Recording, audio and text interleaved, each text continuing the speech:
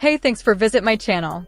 If DS4Windows is not detecting your DualSense or PS5 controller, and you're seeing the message, no controllers connected, then follow this quick fix.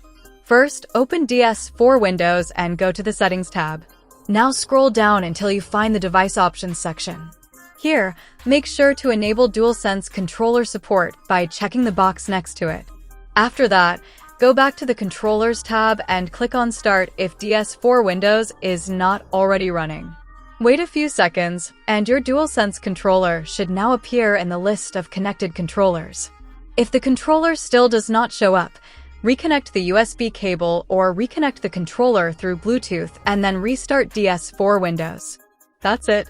Your PS5 controller should now be detected properly. If this video helped you, please like the video and subscribe for more PC and gaming fixes.